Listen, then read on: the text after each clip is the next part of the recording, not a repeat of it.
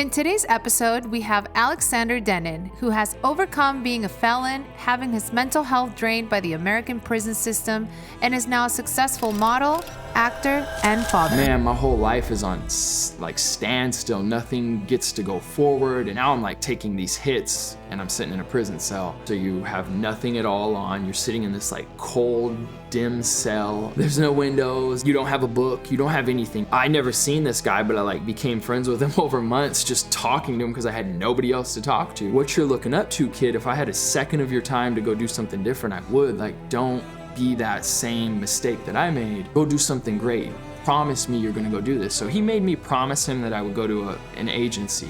He's telling me this ain't what you want. This isn't the lifestyle. You'll be here in this prison with me sitting the rest of your life. Literally, I have friends that were inside prison that sat 9 years inside segregation and didn't see a human being for 9 years. So you think about that, what does that do to your mental health?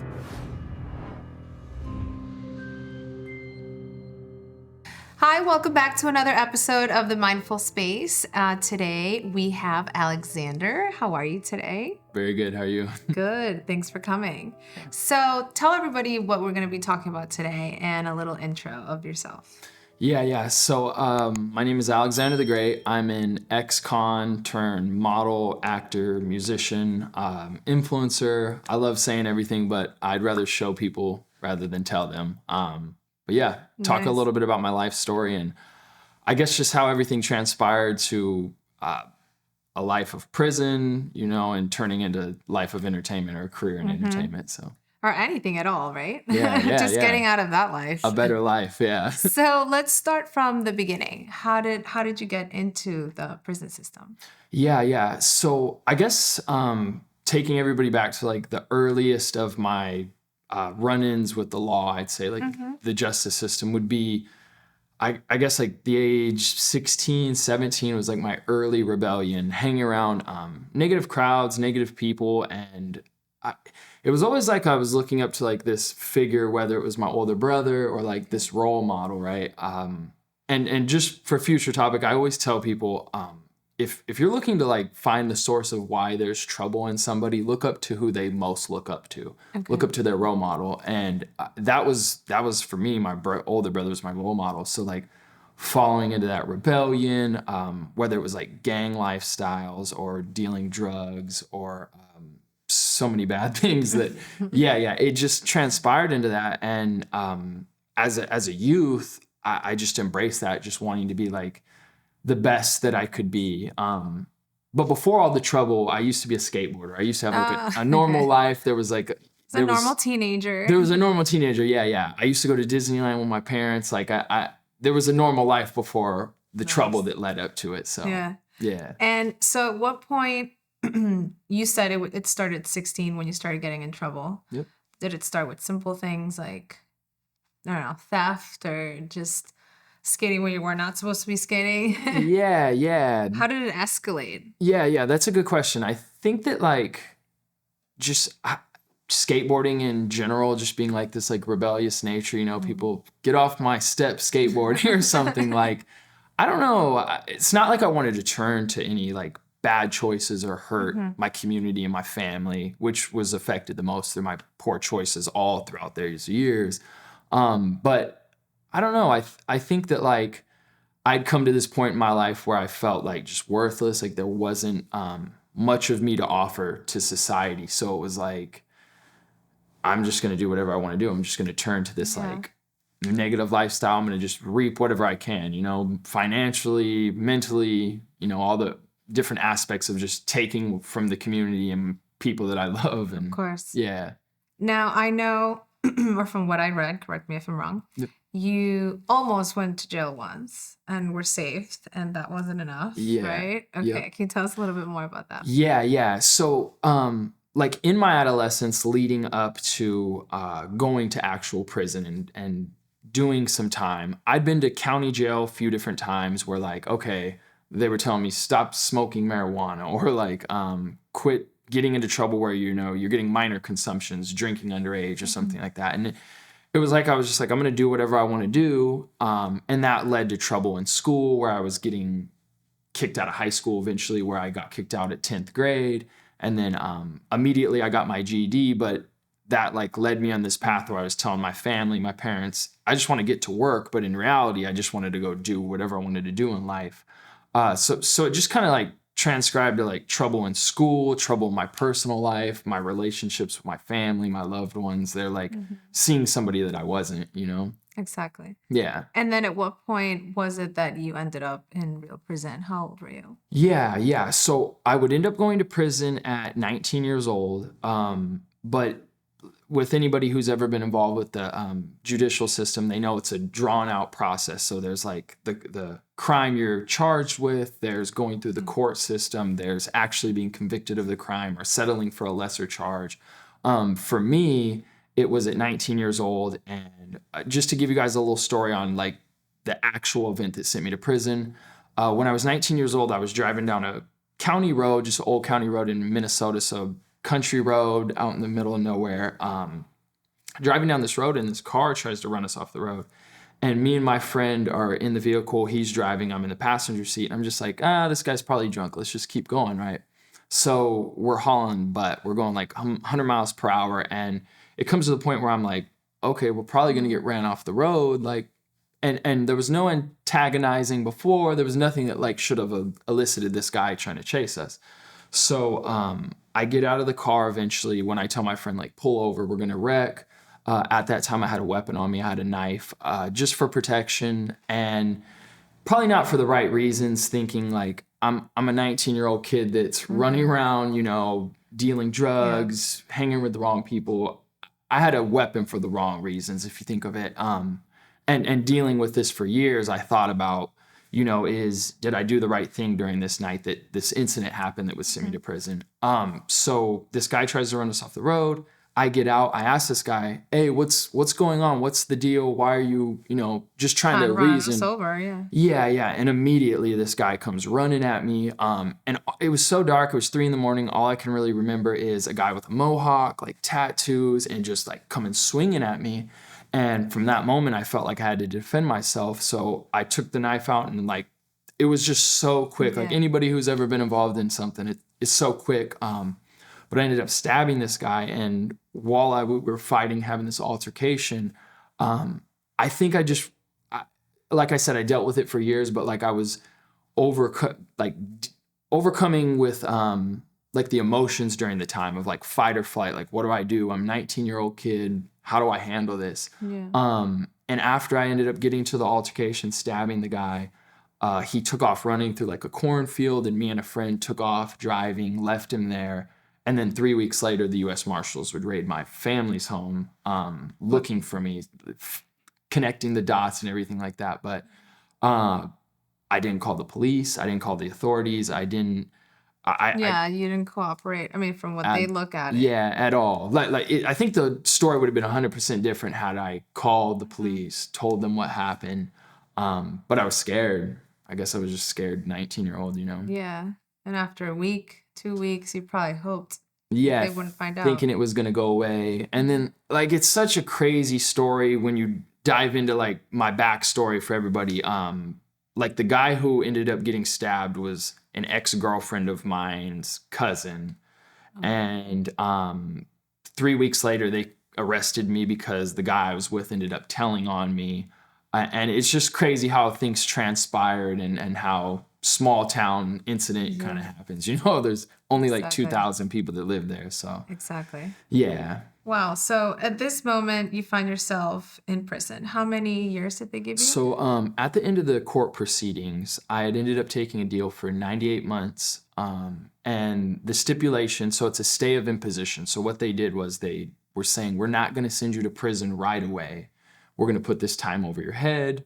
If you have any mess ups, if you don't complete the stipulations of probation, then we're going to send you off to prison. And I thought, okay, wow, like I'm going to get out, like I'm going to get 20 years of probation. And all the guards were telling me nobody's ever completed 20 years of probation. We've never seen anybody do this. They all come back. So for me, I was like, oh, I'm going to get out. No, it was within like 1 month. I was in a bar where the police recognized me because I had such a high profile case, recognized me, said, can we see your ID? That was some trouble for me right there. And it would just end up being a couple probation violations that eventually I went to county jail where my probation officer just said, make up your mind. You're going to prison, or you're just going to fight this until then. Because I could have fight the charges that I had. I'd acquired new charges, just being out in the community. Just breaking the probation. And breaking the stipulations. So then what happened at that point? I would end up going to the county jail in the community I lived in, and I just told the judge pretty much I'm ready to go to prison. So I knew 98 months prison was what was coming no matter what. There wasn't really more coming. So I went to prison. I knew in the state that I lived in, I'd be doing 2/3 of that. So at the very end of my sentence, I ended up doing 6 years. But during that prison sentence, everybody's telling me, like, don't ever plan on your release date being what you see on paper. Like, you're going to get in trouble. You're going to mess up. It's going to get extended further. Yeah.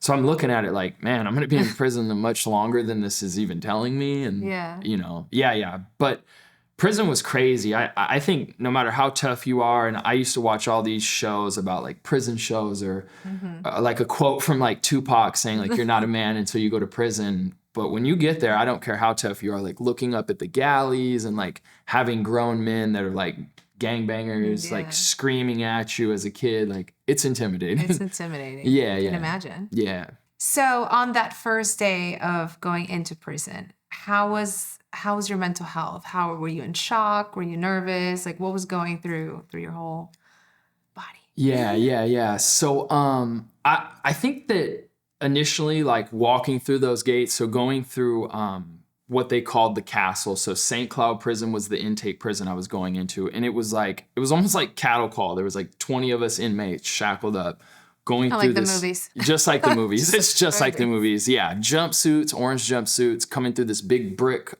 door. And then just being putting into this bullpen is what they call it. So all glass. We're just sitting in there. There's one metal toilet. We're all shackled in there, So, I mean, if you got to go to the bathroom, you got to figure it out however you're doing it. It was just like, it was a stressor that I really put myself into, but I didn't expect it to be so impactful on me. Like when we finally would walk through those doors that would come into the C house is what they called inside prison. It was like looking up 5 galleys high. There's people standing at the gates. Just like watching, yelling, screaming. Yeah. Not just watching, screaming at the top of their lungs. Fresh meat. Like it's just like what she would say in the the movies, right? They're yelling fresh meat. There was a guy that had like super blonde, long hair beside me. They're calling him Sunshine. I'm gonna get you later, and like saying these things. And the guards are telling you, do not say nothing. Don't react. Because that's what they're looking for. That's what they're looking for. Yeah. They're looking for you to look at them. They're looking for you to say something. I can even remember like just normal people who I have no clue what they were in prison for, but like seeing them look into some guy's cell, and then like that next day when they're walking to chow, like getting snatched into that cell and like, physically assaulted, like. And if I would have looked, it probably would have happened to me. So like, you don't even look in prison. You don't look at nothing. You don't look into nobody's cell, not unless it's your cell. You just kind of mind your own business.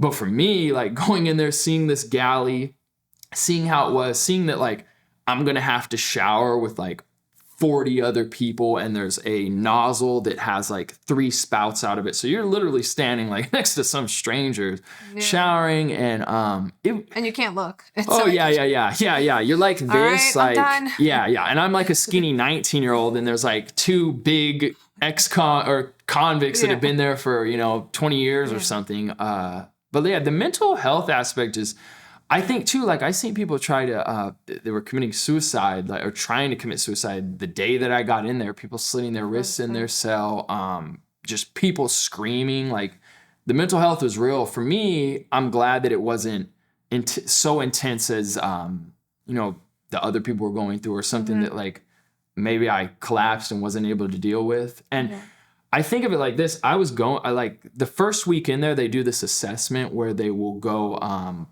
grab a counselor, pull an offender out, and they'll go over the story, and they'll talk about like, your history of like committing crimes, what's on the history of like your record, so they can talk about those things. They'll talk about your mental health, your relationships, and they give you this score, and the score kind of dictates like aptitude as a prisoner and if you'll come back. So they give this high score that says like, they gave me a score that said I was like 100% coming back. It was massive score. Oh, and I told my mom about it at home, and my mother was just like, that's so devastating. Like, but that's the first day when you're like at your worst. Yeah, yeah. Did they do that aptitude test or that test as you progress? No, like that's it? No. You're judged on the first day. Just when you're entering, yes. Interesting. Sounds so smart. Yeah. You think of it like they should do it on the re-entry side, but I don't know why they do this. Yeah, it's called some star meter system that is all gauged towards whether you're going to be coming back or not. And I use that as motivation. Like, I am not coming back, like no matter what this damn score says. But just that too, like I said, those first 2 years of my life, the mental health was like the biggest attack on myself, that just like trying to find myself. I didn't have a job, the money, things were just so hard for me in there that I thought like, I'm going to just have to survive however I can, which was tattooing, brewing hooch, and selling it to other prisoners, and like adopting this negative lifestyle in there that needed to be broke so I can get out and do good, you know? Well, I think it's crazy that you can tattoo and get alcohol, but you can't get mental health counseling. Yeah. You can get all the other things. Like, you can get pills, or you can get, anything you want except counseling. Sorry, that's out of line. I think that a lot of, and I'm not speaking for all correctional officers or staff, but I think that a lot of them think that, they're the disciplinaries. They have to instill the discipline. Like, you're here to sit and do your time, but that's not enough. Like, I'm here to discipline you. So like 1 out of 10, you'll find a guard who speaks to you that like, man, you treat me like a human. Yeah, you treat me like a human, and you make me feel like I should stay away from this place. The other ones feel like I just raise havoc and never leave if that's what you want or something, you know? And that's the mentality with a lot of people. I think if you look overseas in like Sweden or different places like that, where they have prison systems where they take more of like a social person approach, where it's like they're acting on their mental state or dealing with things in the right manner. I don't think 18 months of training to become a correctional officer is enough for that. So exactly. And at that point, how would you say your mental health was when you got to prison? Yeah. So it's crazy that you asked that, because this is like the first time, even having such a wide social media platform, like this is the first time I've openly spoken about things. Even like the first month in prison, I'd say my mental health was like probably the worst it had ever been. I'd had this like girl on and off that I was dating at the time, and she told me that she was pregnant, so like I was expecting a child going into prison, right? Like the week going into prison, like I'm finding out I'm going to be a dad, so I'm thinking like, man, I'm going to get out in 5 years, the kid's going to be this old. So I'm dealing with that, and I'm just dealing with like my family had not cut me off because they stuck by with me, but they were so disappointed in me that it was like they weren't really like they'd pick up phone calls, but it wasn't like they were sending me money to call them. So it was just like such a struggle. I felt like I was by myself in a cell dealing with this. And I can remember one day being up at like the top of the galley. It's like 5 stories high, way up there at the top, had my cell by myself, and somebody had dropped off mail to my cell, and it was like these emails that people from the outside could type out, and it could just be a little printed, kind of like mail, but faster.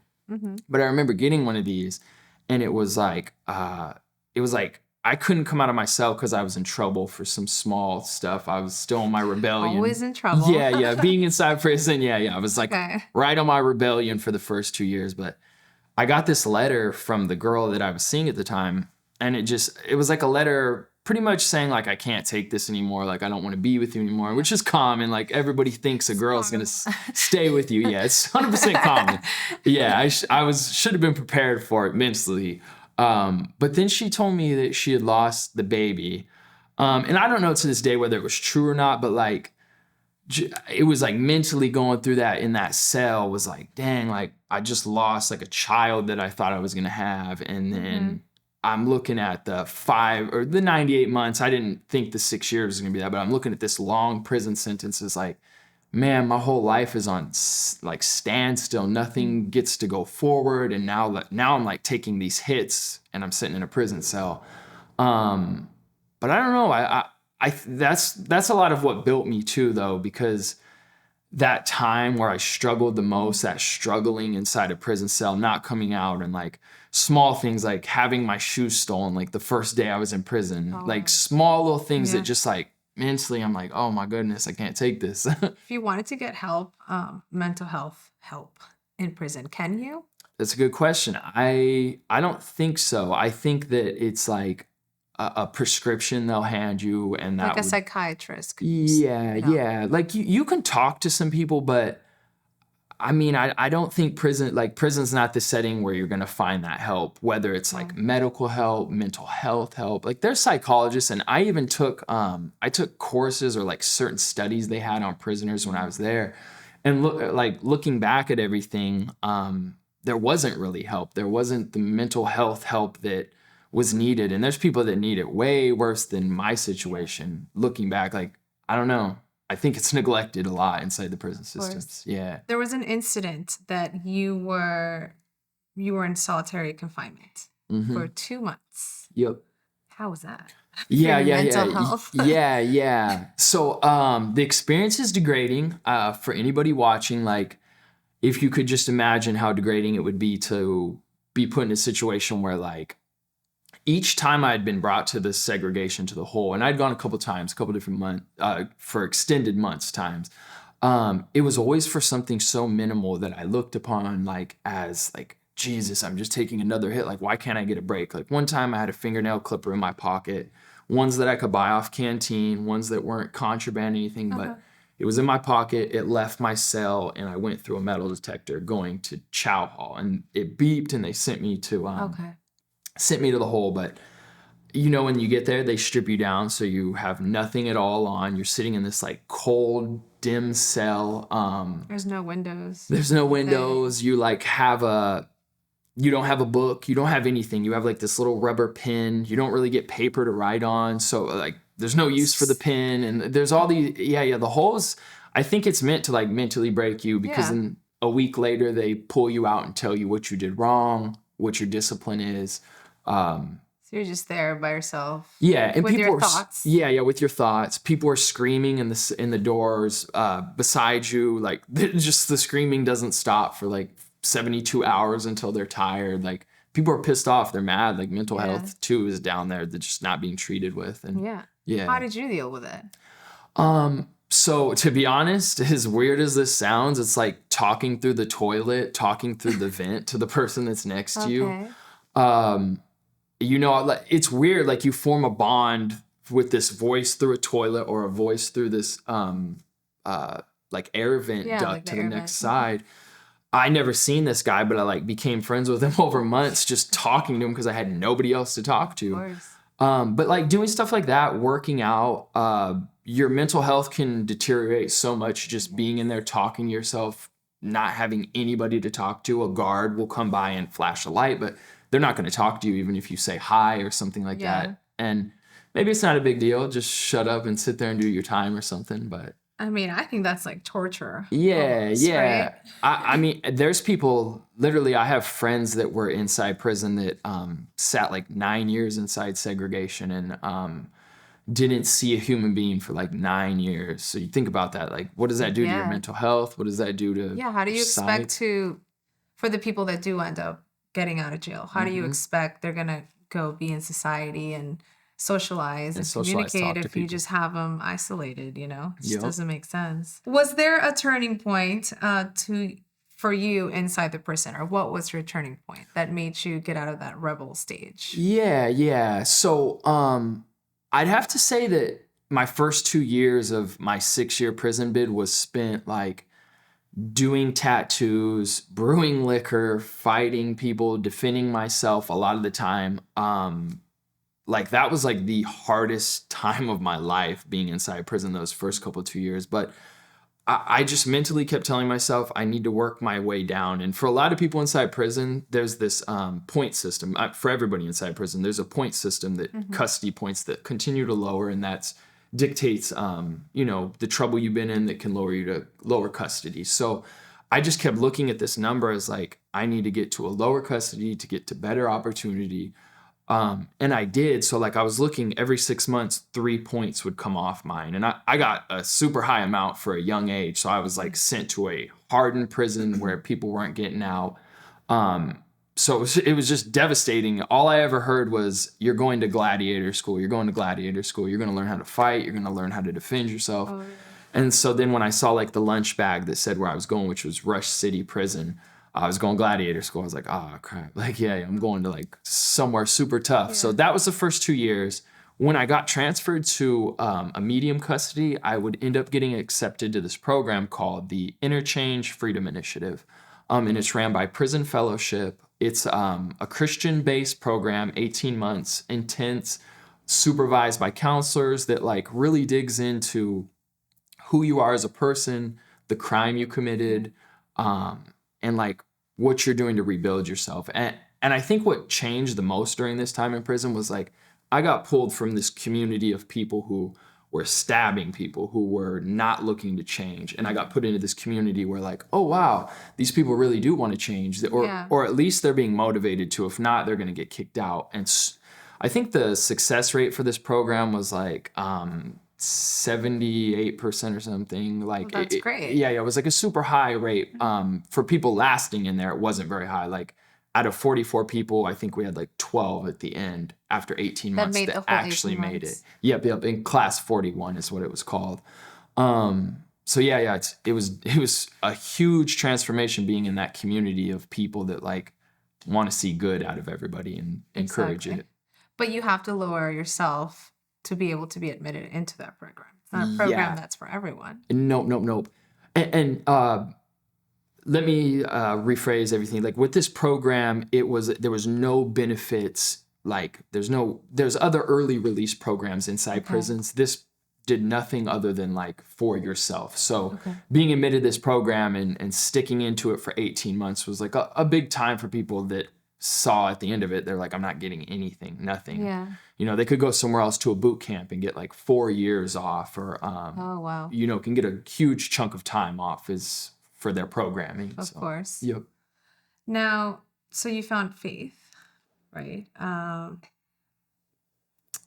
What happens, and this is a general question, what happens to prisoners after you get released? Did you get released right after that program, or you did the whole 6 years? Yep. So I ended up doing that whole 6 years. So it was 2 years inside the close custody, which was hell. And then I would end up doing 3 years, so 18 months at that program. After the program, I would go outside the fence of the program to a minimum custody. And from that minimum custody prison, I was going into the community. I was working in a town called Eden Prairie. So I was like working with the city, helping building playgrounds. There was tons of cool stuff that was being done there too. But that's amazing. Yep. So once you're out of jail, what happens? Do they just kind of throw you out there? Good luck with everything. Yeah. So it's weird with re-entry. That's like a huge topic with people in the prison industry or just like advocating for prisoners. For me, getting out of Minnesota prison, it was, here's a $500 check that you've earned. I worked for it at 25 cents an hour in the kitchen or whatever, raising it up, putting it towards this fund for release. So you get a $500 check. You might get a printout of like maybe where there's some resources, but other than that, there's not really resources for people getting out. You have to search out for those organizations that are already out there, looking to help the prisoners. And I mean, honestly, people getting out of prison need help with everything. They need help with how to dress, how to cut their hair, how to do an interview, how to maybe even brush their teeth. Like nobody tells them how to do these things. So I think like reentry is lacking so much from the people who call themselves a correctional facility or rehabilitation, or, you have to be actively doing that. Otherwise you can't really claim it, I don't think. Exactly. Yeah. Did you face any type of stigma when you went back and you were trying to look for jobs or just trying to incorporate yourself in society? Oh, yeah. And I still to this day face stigmas of just being an ex-con. That's why like I openly tell people I'm an ex-con. That's like the first thing I launch. If I think it's a joke, like, wait, you're Like, right. no, I'm 100% an ex-convict. Like, okay. I tell people, I think that stigma is going to carry with me forever too, and I just have to live with it. Or I knew this guy who was going to get a pardon from the governor in Minnesota to get his record expunged, and he didn't choose to do it. And I asked him like, why? And he's like, that felony that I have on my record has kept me in check all these years to never go back and do that stuff. Okay. Like, because if I got it off, I could get another one and maybe be fine. But, you know, with that felony on my record, I know they'll put me away for a long time. So I think for me, it's like openly embracing being an ex-con, being a felon, being a prisoner, being somebody who was at like the bottom of the barrel, and be that motivation to coming up out of the bottle, you know? Now, in the present moment, from jail to modeling and being an actor. Yep. How did you make that transition? Yeah. So I'm a firm believer in just like karma and coincidences and things like that. So when I was inside prison in Rush City, the hard prison, I had gotten into trouble, went to the hole, and then I went to this place called the Shoe. So I was inside a cell for 23 hours a day. I'd get out for an hour a day to work out or make phone calls, shower. Just one of them pretty much I had time to do. But there was a guy who was a swamper in there, which is a janitor. And this guy's name is Tony Vincent Crecciello. He has a huge history of being like a mobster and a mafia hitman, which, I mean, I guess it's not unheard of inside prison. But for me, I looked up to somebody like that, like, dang, this guy has all this power, all this like money, this respect. Like, he's an influential person. Not now he's in prison, but like who this guy was. And he took a liking to me when I was inside prison. But you got to remember, I was inside a cell for 23 hours a day, and he was a swamper. So it was me and him conversating through a door.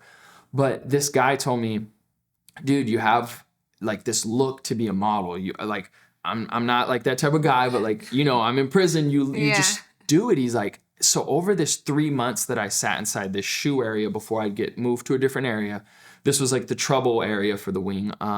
I had these conversations where like, he's telling me to go read this book, go read Nietzsche, go read Nicola Machiavelli, go read all these like scholars, philosophers, and come back and tell me what you learned. So then I'd read this book and I was like, okay, if I didn't respect this guy, I would have never read a book and then went and talked to him, right? But I kept looking up to this guy like, man, like this is who I wanted to be. And he kept telling me like, what you're looking up to, kid, if I had a second of your time to go do something different, I would. Like, don't be that same mistake that I made.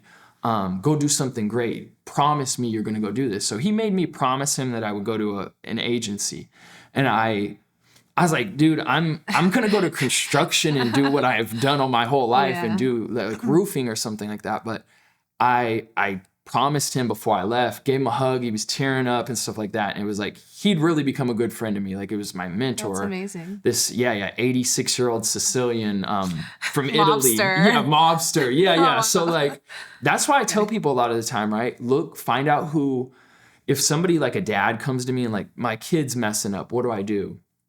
My daughter's smoking weed or my daughter's doing drugs. Like, what do? I always tell them, who do they look up to? Who is the person that they most admire or they're most trying to be like? And for me, I was just trying to be like this top mobster criminal that like has all these things that I think I don't need. Just a misconception wearing this mask, right? But when I met that and came face to face with this guy, he's telling me this ain't what you want. This isn't the lifestyle. You'll be here in this prison with me sitting the rest of your life. So from there, it was me promising this guy to go. And then I got told no 100 times, right? People were telling me, no, you got way too many tattoos. And I had way less than I have now, right? Oh, really? Yeah, I had way less. None on my throat and like none on my hands. So it was kind of a struggle getting told no, but I was so resilient and I was so focused on like getting what I felt like I deserved or just like what my talent deserved. So eventually one agency in Minneapolis would give me this opportunity, and they have an office in LA and Minnesota. So they would connect me with just these resources and a network of people that like, when they would hear my story, they'd be like, man, you've come from the bottom. So like, yeah, let's work with you. Yeah, we'll give you the opportunity. give you an opportunity. Give me the opportunity, which I'm so thankful for the people who have. And from there, it's been like, I've done so many book covers. I've been in, movies, work for different companies, huge corporations. It's like, it's a blessing that I took that guy's advice. My mentor. Yeah. Better late than never, right? Yeah. Sure. Now, how did prison change you? Do you feel it changed you for better or for worse? Yeah.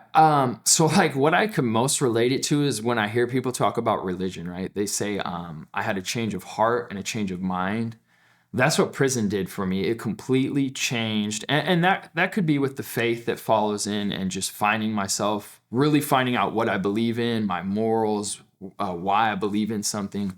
I think that's what shaped a lot of that was prison was showing me like who the person I need to be and living up to my potential. Like I used to hear inside prison this counselor say, we all know what we're supposed to be doing. We all know how we're supposed to be doing it. If not, we'll find the way, but we just refuse to live up to our potential. So like that's been my goal since release is like hit the ground running, live up to my potential in everything I do. So yeah. Do you feel that without prison, you might not have reached this potential that you've reached now? Oh, I'd for sure be dead. Yeah. 100%. Yeah. I tell people that all the time, that prison was like the biggest blessing of my life.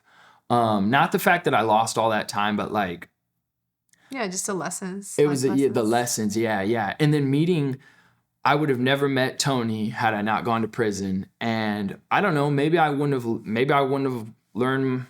found my way or learned my lesson. Like had I just heard it from some random guy who's like still on that path to being a criminal or something, you know, exactly. Like Tony had been through it. Tony had been in prison for 45 years, did all that time by the time I had met him. And yeah, he's like family now. He's like, yeah. They're like, well, if you did and you didn't like it, I'm done. Yeah. This is definitely the path I'm looking to take. Yeah. Nice. Yeah. Yo. Now, for a final question, what advice do you have for those that may be going through similar situations or life experiences? For those maybe just getting out of prison or getting a second chance like you did? Yeah. So I would say that anybody who, and this could literally be like a kid who's on the path to wanting to choose to do some criminal stuff tonight or today or something like that. Don't do it. Listen up. I tell people don't waste your time. A lot of that, right? Like we don't know how long we're going to be here. Yeah.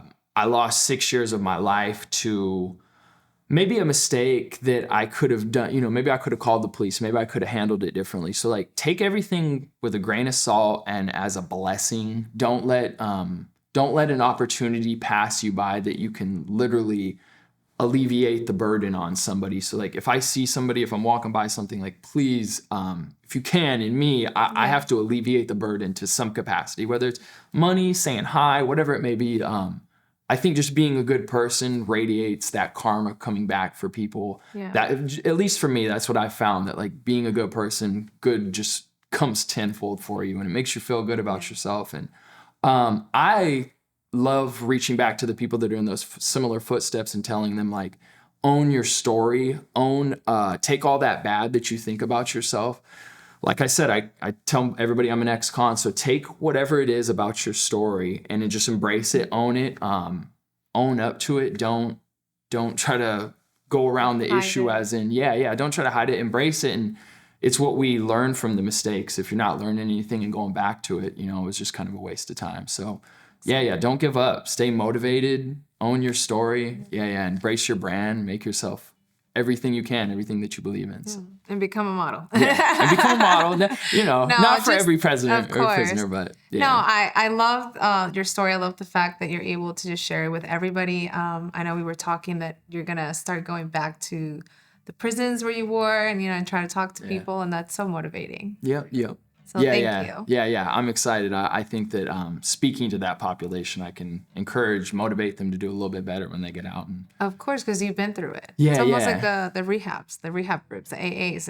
I think it kind of works because they've been through it. So they talk about personal experience. Yeah. It's going to be amazing. A lot of people always try to tell me like, get into ministry, but I feel like I'm doing like street ministry more than anything, or going into prisons, like I think I'm doing my work there. So that's awesome. Yeah.